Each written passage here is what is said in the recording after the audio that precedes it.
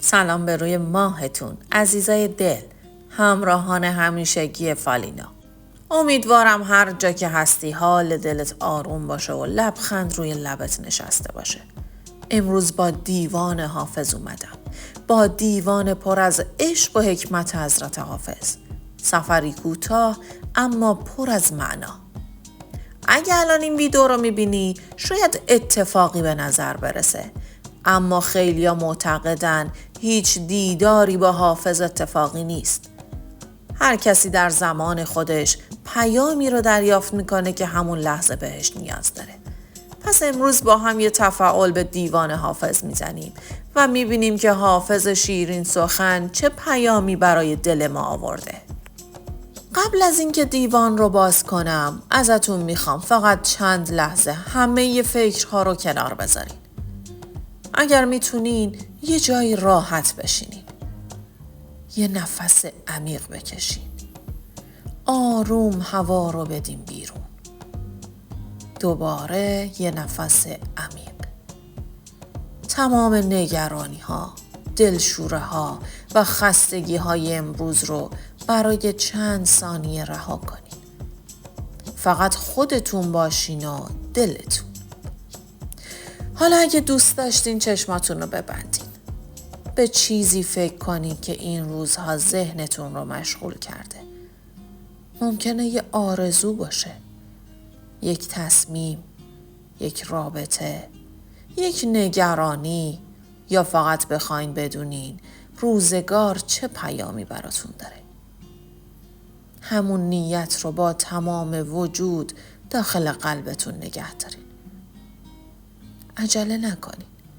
اجازه بدین نیتتون کاملا شکل بگیره. حالا که نیت کردین با نام خدا دیوان حافظ رو باز میکنم. ببینم امروز حافظ بزرگوار برای دل ما چه پیامی آورده. و غزل امروز غزل شماره 280 از دیوان خواجه شمس الدین محمد حافظ شیرازیه. با همین غزل زیبا رو میشنویم. چو بر شکست صبا زلف عنبر افشانش، به هر شکسته که پیوست تازه شد جانش. کجاست هم نفسی تا به شرح عرض دهم، که دل چه می کشد از روزگار هجرانش. زمانه از ورق گل مثال روی تو بست، ولی ز شرم تو در غنچه کرد پنهانش.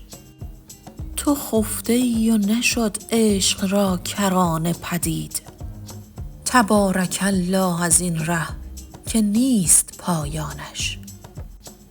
جمال کعبه مگر عذر رهروان خواهد، که جان زنده دلان سوخت در بیابانش. بدین شکسته بیت الحزن که می آرد، نشان یوسف دل از چه زنخدانش. بگیرم آن سر زلف و به دست خواجه دهم، که سوخت حافظ بی دل ز مکر و دستانش. خب عزیزای دلم، حالا که غزل 280 رو خوندیم بیایم به زبان ساده بهتون بگم که غزل امروز چه معنایی داره و در آخر پیامش رو براتون میگم. حافظ غزلش رو با تصویری خیلی لطیف شروع میکنه. میگه وقتی نسیم صبحگاهی از بین گیسوان خوشبوی محبوب عبور کرده، هر دل شکسته‌ای که عطر اون گیسو رو به مشامش برسه دوباره جان گرفته و امید تو دلش زنده شده. بعد از اون از تنهایی حرف میزنه. میگه کاش کسی بود که درد دلم رو براش تعریف کنم. کسی که بفهمه دوری، انتظار و دلتنگی چه بر سر دل آدم میاره. در ادامه میگه خداوند زیبایی محبوب رو اونقدر بی‌نظیر آفریده که حتی گل هم در برابرش احساس شرم میکنه و خودش رو داخل غنچه پنهان میکنه. بعد به یکی از عمیق ترین حرف های این غزل میرسیم. حافظ میگه سالها در راه عشق قدم زدیم، اما هنوز پایان این راه پیدا نشده و چه راه مبارکیه که انتهایی نداره. تو بیت بعدی میگه رسیدن به محبوب مثل رسیدن به کعبه است. راهش ممکنه سخت باشه، بیابون داشته باشه، خستگی داشته باشه، اما ارزشش اونقدر زیاد هست که عاشقان همه این سختی رو به جون میخرن. بعد دوباره از دل شکسته خودش حرف میزنه. میگه دل من مثل یوسف در چاه گرفتار شده. کسی هست که خبری از اون برای این دل غمگین بیاره؟ و در پایان حافظ از رنجی میگه که از حیله ها و پیچیدگی های عشق کشیده. اما حتی با وجود این همه سختی باز هم عشق رو رها نمیکنه. عزیزای دلم، وقتی به این غزل حافظ نگاه میکنیم انگار با یک پیام عمیق روبرو میشیم. پیامی که فقط برای یک لحظه یا یک اتفاق خاص نیست، بلکه میتونه چراغ راه ما در روزهای مختلف زندگی باشه. حافظ به ما یادآوری میکنه که زندگی همیشه یک مسیر صاف و بدون پیچ و خم نیست. یه وقتایی تو راه رسیدن به خواسته هامون با تأخیر روبرو میشیم. یه وقتایی تلاش میکنیم اما نتیجه‌ای که انتظار داریم به دست نمیاد یا حداقل زود به دست نمیاد. یه وقتایی هم آدمایی که دوستشون داریم از ما دور میشن. گاهی خودمون نمیدونیم قدم بعدیمون باید چی باشه. اما پیام حافظی نیست که تو سختی ها متوقف بشیم. برعکس، اون به ما یاد میده در دل همین انتظارها و سختی ها چیزی درون ما در حال ساخته شدنه. همونطوری که نسیم صبا تو این غزل جان دلهای شکسته رو تازه میکنه، توی زندگی ما هم همیشه فرصتهایی برای شروع دوباره وجود داره. گاهی یه فکر تازه، یه تصمیم کوچیک، یه یادگیری و آموزش جدید یا حتی یه تغییر ساده تو رفتار روزانمون میتونه مسیر زندگی رو آروم آروم عوض کنه. حافظ به همون میگه اگه امروز در وسط راه هستی فکر نکن به آخرش رسیدی. شاید فقط یک مسیر رو پشت سر گذاشتی و هنوز فصلهای زیبای زندگیت نوشته نشده باشه.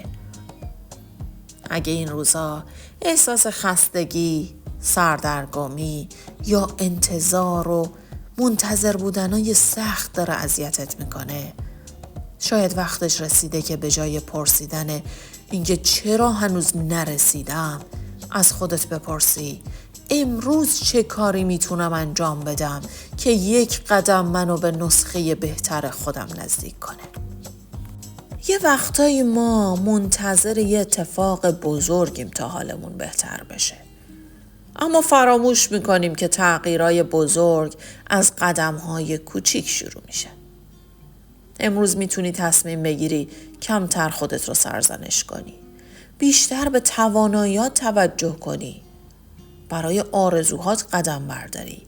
به جای مقایسه کردن خودت با دیگران، مسیر مخصوص خودت رو با آرامش ادامه بده.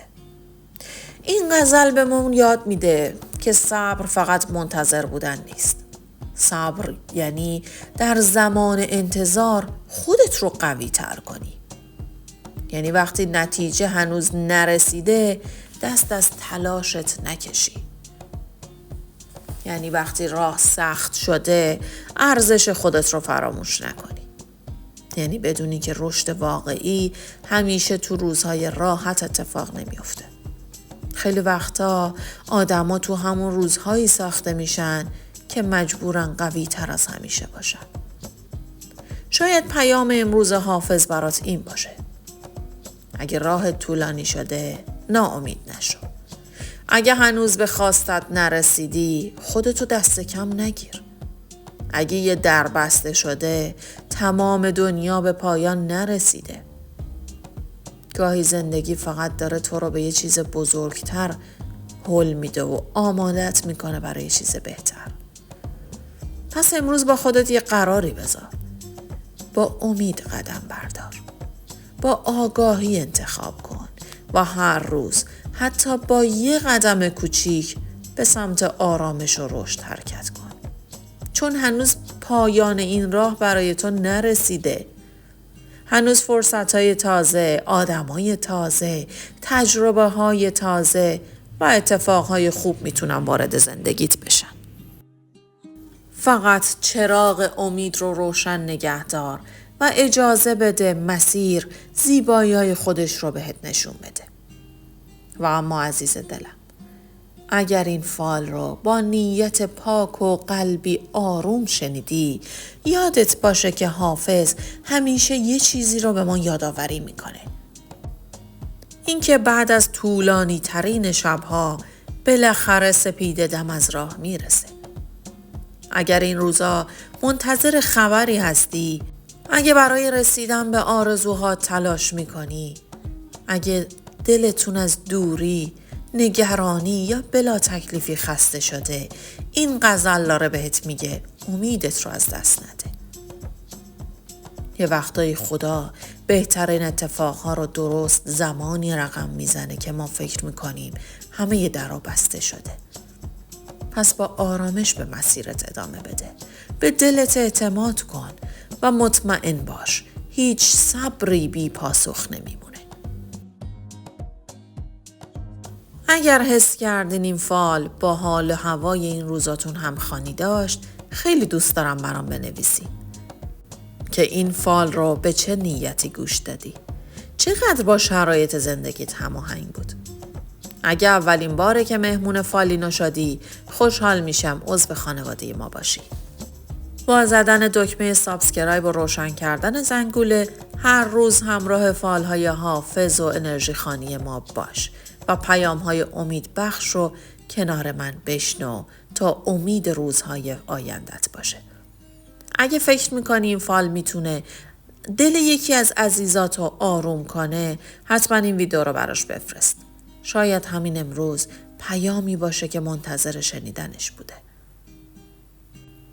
از اینکه تا این لحظه کنار من بودی از صمیم قلب ممنونم. برات آرزو میکنم دلت همیشه سرشار از امید، آرامش، عشق و خبرای خوب باشه. تا فال بعدی خدا نگهدارت و یادت نره هر وقت دلت راهو گم کرد، حافظ همیشه چراغی برای روشن کردن مسیر داره. به امید دیدار تو ویدیوی بعدی. خدا نگهدار.